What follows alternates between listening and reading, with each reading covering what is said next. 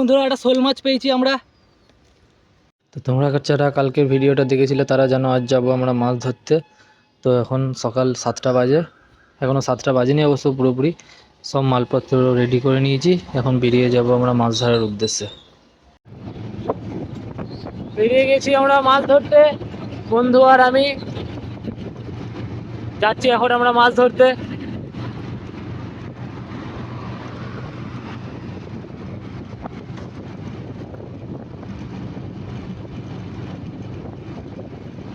তো চলে এসেছি আমরা দামোদর নদীর তীরে মাছ ধরতে।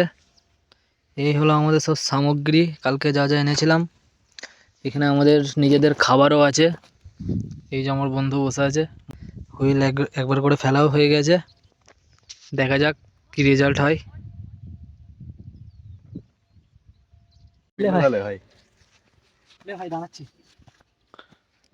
দেখুন বন্ধুরা একটা শোল মাছ পেয়েছি আমরা নদীর। আবার দেখা বেড কাস্টিংটা, দেখা বেড কাস্টিংটা।